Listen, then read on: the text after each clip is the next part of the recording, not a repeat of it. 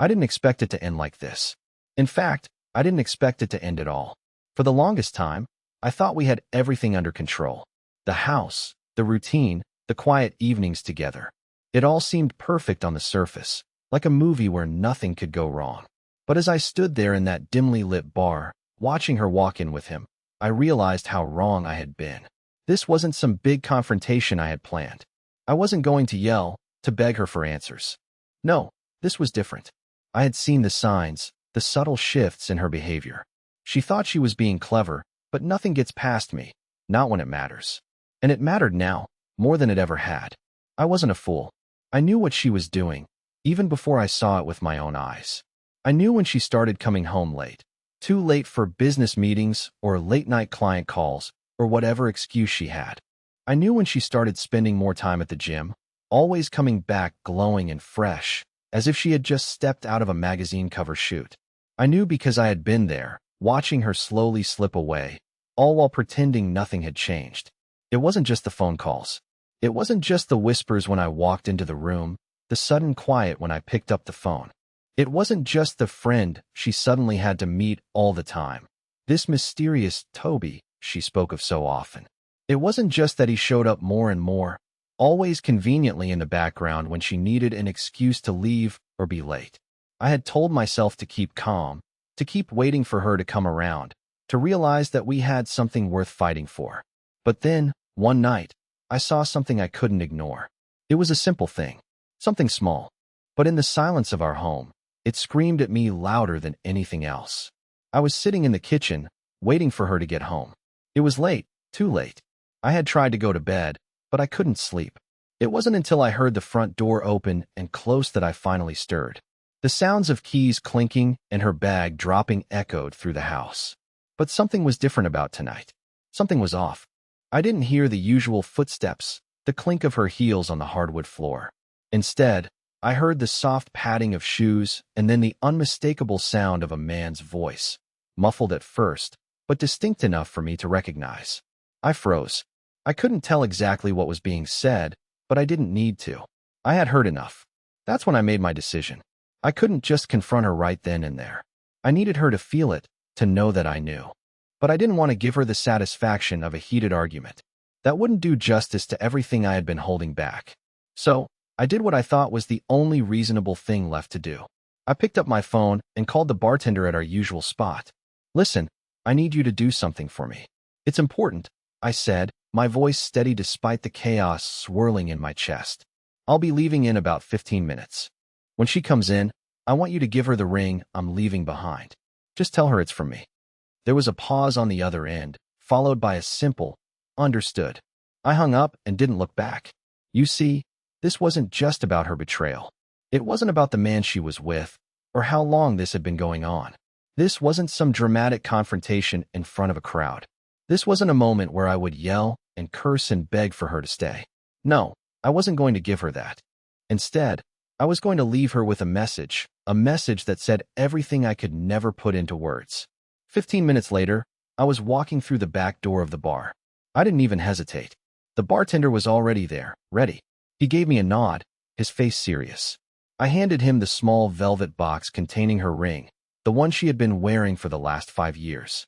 I thought it might be symbolic, but truthfully, I didn't care about the ring anymore. What mattered was the act itself, the finality of it, the moment when everything would change. I left the bar before she even walked in, feeling a strange sense of calm wash over me. I knew what would happen next, and as I drove away, I couldn't help but feel that this was the only way to break free, the only way to show her what it truly felt like to be on the other side of a broken promise.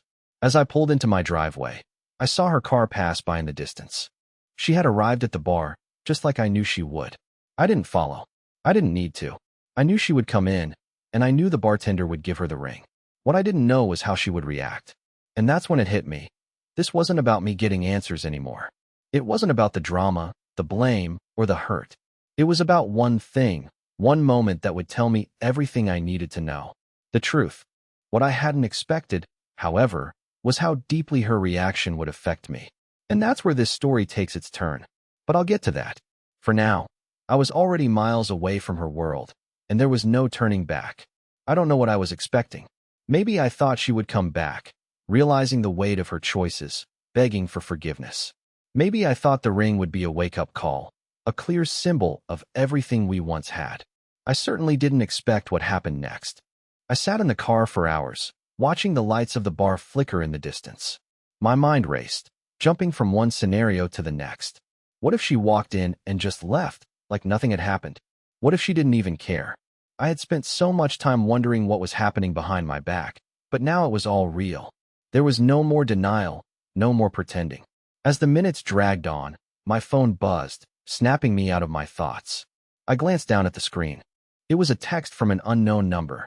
It read, "You need to see this." I stared at the message, unsure of what to make of it. My heart started pounding in my chest. The message was followed by a photo. I opened it. The image was blurry at first, but then it became clear, Sophia, laughing. But she wasn't alone. In the picture, she was with Toby, the guy I had heard so much about. They were sitting close, a bit too close. His hand was on her leg, and she was leaning into him, her face lit up in a way I hadn't seen in months. They didn't look like friends. No, this was something more. I felt sick. The photo wasn't some accidental snapshot. It was intentional. Someone had seen them, someone who knew what I was going through, someone who understood. My stomach turned, and I was struck by an odd mix of rage and numbness. I knew I had to act, but how? I had already done my part. The ring was left behind. The message had been sent. But now that I had this undeniable proof, what was I supposed to do with it? The text came through again. She's not alone. I don't think you want to hear what she's telling him, but you need to. The bartender. Of course. I should have known. He'd seen them together and sent me the photo. It wasn't like he owed me anything, but he probably saw the same signs I did. I sat there for a while, my hands trembling, not knowing whether I wanted to go back or just let it all fall apart. The rage I felt wasn't just for her, though. It was for me, for the man I had become in this relationship. A man who had spent more time pretending everything was fine than actually paying attention to what was happening around him. I waited for what felt like hours, but I knew I had to do something. It wasn't about catching her, about confronting her about the lies anymore. This was something deeper, something more painful than I could ever have imagined. The phone buzzed again, pulling me from my thoughts. It was another message.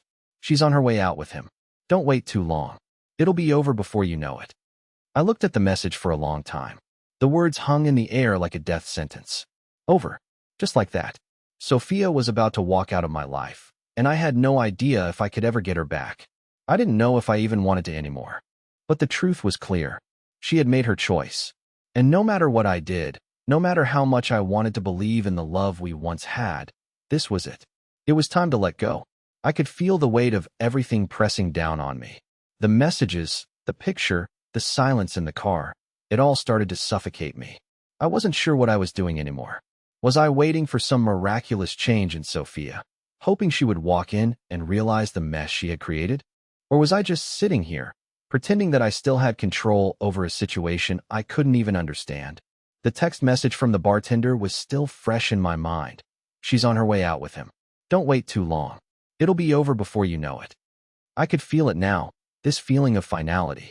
And for a moment, just a brief moment, I thought about walking away from it all. I thought about driving somewhere far away, anywhere but here, and leaving the mess behind me. But I wasn't that kind of person. I never had been. I reached for the door handle and stepped out of the car. The air was cold against my skin, the quiet of the night wrapping around me like a heavy blanket. The bar was just up the street, and I could see the dim glow of the lights spilling out onto the sidewalk. For a moment, I stood there, staring at the entrance, my mind racing. What was I going to do when I saw her? What could I possibly say? I had spent the last few weeks running scenarios in my head, imagining the confrontation that was bound to happen. I thought I would have some grand speech, some emotional outpouring of my hurt and betrayal. But in that moment, none of those words came to me. There was nothing left to say. Everything had been said in the silence, in the distance that had grown between us over the last few months. I walked into the bar, the bell above the door ringing softly as I entered. The atmosphere was dim, cozy, but it felt empty to me. I could hear the soft clink of glasses, the low hum of conversations, but I wasn't really listening. My eyes scanned the room, searching for her. And then, I saw them. Sophia was sitting at the far end of the bar, her back to me, facing him. Toby. I hadn't seen him in person, but I recognized him from the photos. He was tall, sharply dressed, his laugh too loud, too confident. It made my stomach twist. For a second, I considered leaving, turning around, walking out without making a scene. But then I remembered the ring. The last thing I had left to give her, a symbol of everything I had believed in. A gesture of finality. I approached the bar, feeling like I was moving in slow motion. The bartender, who had been watching me, gave me a subtle nod as I walked by. I didn't even look at him. I just focused on Sophia, the woman I thought I knew. I stopped behind her, watching for a moment, and then cleared my throat. She didn't hear me at first, but when I stepped closer, she turned, her eyes wide in surprise. There was a flash of recognition in her face. Panic, maybe? But it was gone as quickly as it had appeared. "Oh, you're here," she said, her voice suddenly cold, like she hadn't just been with someone else only minutes before. "Yeah, I'm here," I replied. My voice was calm, but it shook with a mix of anger and something else I couldn't quite identify. Regret, maybe? I was just dropping something off. "The bartender has it for you." She looked at me, confused. "What?" I didn't answer. I didn't need to. The bartender reached into the back pocket of his apron and pulled out the small velvet box, the one that had once held her engagement ring. He slid it toward her across the bar. Sophia's face went pale. Her fingers hovered over the box, as if she wasn't sure whether to touch it or not. Her gaze flicked between me and Toby, who was now sitting up straighter, his eyes narrowing with suspicion. "Why is this here?" she asked, her voice wavering. I didn't reply at first. I just let her struggle with the question, let her realize the gravity of the situation. She had wanted a choice, and I had given her one. But now that the choice was final, I wasn't going to beg. I wasn't going to plead. "It's over, Sophia," I said quietly. "That's what it means. Take it, or leave it, but this is the end of the road." She didn't speak for a moment, her fingers tracing the edges of the box like she was afraid it might bite her. Toby, sensing the tension, stood up and placed a hand on her shoulder, as though to comfort her. I couldn't believe it, but I wasn't going to let him be the one to control this moment. With one final glance at her, I turned and walked out. I didn't hear what happened next. I didn't wait for her to run after me, to beg me to stay, to apologize. I didn't need that. The sound of the door closing behind me felt final. I didn't look back. I couldn't. I didn't know what Sophia was thinking as she sat there with Toby, holding the ring I had left behind. But in that moment, I knew something. No matter how much it hurt, no matter how much I had loved her, this was my freedom, and I wasn't going to go back. I didn't sleep that night. How could I? After everything that had happened, after everything I had seen, my mind wouldn't shut off. The image of Sophia sitting there, the engagement ring sliding toward her on the bar, played over and over in my head. Her face, the confusion, the panic, the realization. How much of it was real? How much of it was just for show? I kept thinking about the moment I walked out, the door swinging behind me. I had expected something. Anything, really. A shout, a cry, maybe even her running after me. But no, there was nothing. Only silence. And it was deafening. I spent the rest of the night driving around, aimlessly, unable to settle. I drove past our house several times, as if hoping to see something different, something that would make sense of everything. But there was nothing. The windows were dark, and the quiet street felt colder than usual. Around 3 a.m., I stopped at a diner, the kind of place that's always open but never busy. I sat in a corner booth, staring at my coffee, thinking about what had just happened. Was I crazy to think that leaving the ring at the bar would somehow change anything? Maybe it was dramatic, a desperate move, but I couldn't help but feel it was necessary. It wasn't just the betrayal. It was the quiet manipulation. The way she had slipped away, little by little, without ever really saying a word. The waiter came over and refilled my cup. "You all right, man?" he asked, eyeing me with a mixture of concern and curiosity. I nodded, forcing a smile. "Yeah, just thinking." But I wasn't thinking. I was lost in the haze of disbelief. How had I not seen it coming? How had I let her slip through my fingers without even realizing what was happening? When I finally drove home, the sun was just beginning to rise. I parked in the driveway and sat there for a while, staring at the front door. I didn't want to go inside. I didn't know what I would find, or if I even wanted to find it. Eventually, I walked through the door, expecting things to feel different.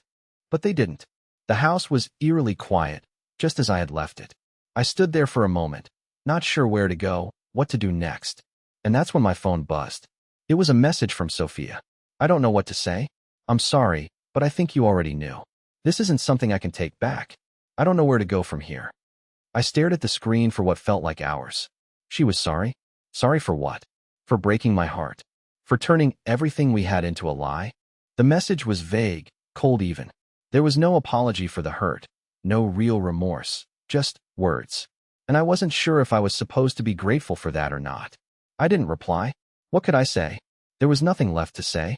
The silence that followed felt heavier than anything I had ever experienced. And as the hours passed, I realized something I hadn't understood before. I had already let her go. The days following the message were strangely quiet. At first, I thought it would be a relief, the quiet after a storm, but it wasn't. It was suffocating.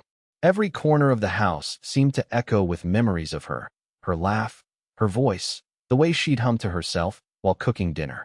But now, it all felt hollow, like an old song that had lost its meaning. Sophia didn't reach out again after the message. I kept my phone on silent, hoping she'd call, hoping I'd hear something that could give me closure. But nothing. The silence stretched on, pulling me deeper into a space I didn't know how to navigate. It was as if she had vanished from my life entirely, as though she never existed at all. I kept busy, distracting myself with work, with small errands, with anything that could fill the void she left behind. But there was no escaping it. The thought of her with him, of how easily she had slipped away, haunted me. I couldn't stop picturing them together, laughing, talking, living a life that didn't involve me. It made my stomach twist, but what could I do? She had made her choice, and I had made mine. Then, 2 weeks later, it happened. I was walking out of the office late one evening when I saw something that made my heart stop. Sophia. She was standing on the sidewalk, waiting for a cab. My first instinct was to turn around and walk the other way, to avoid her, to keep the distance that had been building between us. But I didn't. Something, maybe curiosity, maybe desperation, pulled me toward her. I didn't approach right away. I just stood there, watching. She looked different, but not in a good way. There was a tiredness in her eyes that I hadn't noticed before, a heaviness in her posture. She wasn't wearing the same bright smile I remembered. She looked broken, in a way. The cab pulled up, and she got in, not once looking back at me. I stood there, frozen, as the car drove off into the night, my heart pounding in my chest. I wasn't sure why I felt this way. I shouldn't have cared. I had already moved on, or at least I told myself I had. But seeing her, after everything, reminded me of how much I had lost. That night, I couldn't sleep. I kept replaying the scene in my head, trying to make sense of it. She had looked like she was running from something, like she didn't have a place to go. The coldness she had shown me, the way she had walked away without a word. Was that really her? Or was it just the version of her I had wanted to see? I grabbed my phone, wanting to text her, to ask her what was going on. But I stopped myself. I had already made my decision. I wasn't going to beg for answers. I wasn't going to chase someone who had already left me behind. But the next day, my resolve started to crack. I found myself standing in front of her apartment building, unsure of how I had ended up there. I wasn't sure if I was looking for closure, or if I just needed to hear her voice one last time. I stood there for a long time, watching the building. My thoughts were a mess. I thought about knocking, but I wasn't sure what I would say. I miss you. What happened to us? No, it wasn't that simple. It was never going to be that simple. Then, out of nowhere, I saw her. She was walking down the street, a bag slung over her shoulder, her head down, lost in thought. She hadn't seen me yet. I could feel my pulse quicken, my breath catching in my throat. For a moment, I debated turning around and walking away. I didn't want to do this. I didn't want to face her. But I didn't move. I couldn't. She was almost past me when I finally spoke, my voice barely a whisper. Sophia. She stopped in her tracks, her body stiffening as she turned toward me. There was a flicker of recognition in her eyes, followed by something else, regret, maybe? But before she could say anything, I raised my hand. No, I said, shaking my head. Don't say anything. The silence between us was unbearable, thick with unspoken words and broken promises. I wanted to scream, to tell her how much she had hurt me, but the words wouldn't come. Instead, I just stood there, watching her, trying to read the expression on her face. She didn't say anything at first, but then her eyes softened, just for a moment. I didn't want to hurt you, she said, her voice barely audible. I didn't know how to fix it. I wanted to believe her. I really did. But I couldn't. The lies, the betrayal, the way she had shut me out, it was too much. Then why didn't you try? I asked, my voice shaking now. She looked down at the ground, not answering. And in that moment, I realized something. No matter what she said, it didn't matter. The damage was done. She had already made her choice, and so had I. I turned and walked away. This time, I didn't look back. The days after I walked away from Sophia were the quietest of my life. At first, it felt like a weight had been lifted. I wasn't looking over my shoulder anymore, wondering what she was doing or who she was with. I thought I'd find peace. But instead, all I found was emptiness. I had convinced myself that walking away was the right thing to do, that this was the end of the story. But life, as it always does, has a way of complicating things. It was a Thursday night when my phone rang. I was sitting on the couch, trying to focus on a book I didn't care about, when the caller ID flashed on the screen. It was her, Sophia. I stared at the screen for a long moment, my heart thudding against my chest. I hadn't heard from her since the day I left the bar, since the day I saw her walk away with Toby. She'd sent that short message, but it felt like she had already closed the door on us. But here she was again, calling me. I hesitated for a few seconds, feeling my pulse spike. Was I really ready for this? Was I prepared to hear what she had to say? I could ignore it, let it go to voicemail, but something inside me urged me to answer. I swiped the screen and put the phone to my ear. Hello. My voice was shaky, and I hated it. I hated how vulnerable I still felt. There was a long pause before she spoke, her voice sounding strange, distant. It's me. I knew it was her. Who else would it be? But hearing her say it, hearing the weight in her voice, made my stomach tighten. I didn't know who else to call, she said, her voice cracking. I leaned back against the couch, closing my eyes. You shouldn't have called me, Sophia. You made your choice. There was silence on the other end for a moment. Then she whispered, I know I did, but I don't know where else to go. I felt a sting, a mixture of anger and pity. Why was she doing this? After everything, after the lies, after everything I had seen, why was she coming back to me? I'm not your backup plan, I said, trying to keep my voice steady. You made your bed, Sophia. I didn't want this to happen, she pleaded. I didn't mean for it to go this far. I didn't know what to say to that. The words felt meaningless, empty. How could I believe her now? But then, in that moment, something in her voice cracked, something raw. Please, she whispered. I don't know what I'm doing. I don't know what to do anymore. I wanted to hang up. I wanted to tell her to figure it out on her own. But instead, I stayed silent. I wasn't ready to let go, not completely. There was a part of me that still cared. And that's why, against my better judgment, I asked the question I knew I shouldn't ask. What do you want from me, Sophia? She didn't answer right away. Then, almost as if she were speaking to herself, she said, I want to fix it. I want to fix everything. The words hung in the air. They didn't feel real. Can you? I asked, the question barely a whisper. Can you really fix what you've done? I don't know, she replied, sounding lost. But I have to try. I stayed quiet for a moment, wrestling with my emotions. It wasn't that I wanted to forgive her. It wasn't that I even knew if I could. But the truth was, I wasn't ready to walk away completely. Not yet. I don't know what you expect from me, I finally said, my voice low. I can't just forget everything, Sophia.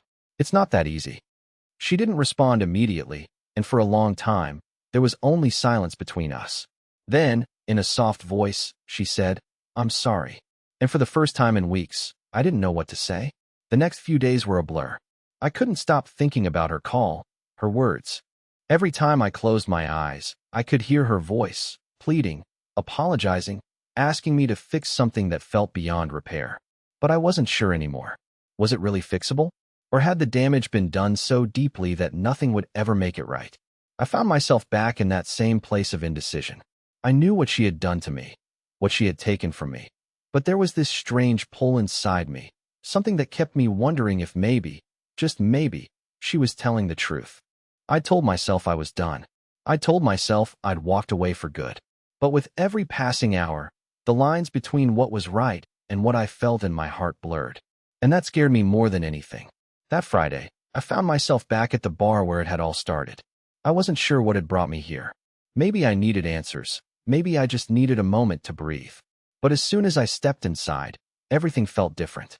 It wasn't just the dim lighting or the hum of quiet conversations. It was the memories. The moments I had shared with Sophia here, the laughter, the closeness. They were all gone now. I ordered a drink and took a seat, trying to steady my nerves. I didn't expect anyone to notice me. But then, as if on cue, the bartender walked over. He gave me a slow, knowing smile. "You all right?" he asked, his voice gentle, but with an underlying curiosity. I didn't answer right away. Instead, I just looked around the bar, letting the sound of the clinking glasses and murmurs of the crowd fill the silence. "Just needed a drink," I muttered, then added, "Needed to clear my head." He nodded, understanding more than I realized. "I get it. This place has a way of making things feel easier, I guess. But sometimes, it only makes the weight heavier." His words hit me harder than I expected. I had been running from the truth, hiding behind distractions, hoping things would magically get better. But they weren't going to. Not until I faced it. Until I decided what I wanted. I took a long sip of my drink, feeling the burn in my throat. I couldn't run anymore. I had to decide. Was I going to let her back in? Could I even forgive her? As if the universe was listening, my phone buzzed on the table. I glanced down at the screen. It was a message from Sophia. I hadn't seen her name light up on my phone in days, and my heart skipped a beat. "Can we talk? I can't do this anymore. I need to explain." I felt my stomach churn. Was this the moment? Was this my chance to get the answers I had been desperately craving? Or was this just another excuse to keep me hanging on? I sat there for a long time, staring at the message, unsure what to do. I sat there in the dim light of the bar, my phone in hand, staring at Sophia's message. The words seemed to weigh more than anything I'd read in a long time. "Can we talk? I can't do this anymore. I need to explain." For a moment, I almost deleted the message. It would have been easy to. I had already made my peace with the idea of moving on, of closing that chapter in my life. But something about her words, the desperation behind them, pulled me in. Maybe it was the hope that we could somehow fix things, or maybe it was the chance to finally hear the truth from her lips. Whatever it was, I knew I couldn't ignore it any longer. I stood up, my decision made. I walked out of the bar and into the cool night air. My mind raced, but I wasn't afraid anymore. Whatever happened, I was ready. It was time to face it head on. I drove to the address she'd texted me. The place where we had shared so many memories, now a backdrop for all the pain and confusion. As I approached, my heart pounded in my chest, but I felt a strange calmness wash over me. I wasn't here to fight. I wasn't here to prove a point. I was here to listen, to understand. When she opened the door, I saw something I hadn't expected. She was standing there, her eyes red from crying, but her face was soft, no longer defensive. For the first time in weeks, there was no anger in her eyes, no guilt, just a raw vulnerability. "I'm sorry," she said, her voice trembling. "I never meant to hurt you. I thought I could handle everything, but I couldn't. I was scared. I didn't know how to fix it, so I ran from it. I shouldn't have." I took a deep breath, feeling the weight of her words settle in my chest. I didn't deserve that. None of this was fair to either of us.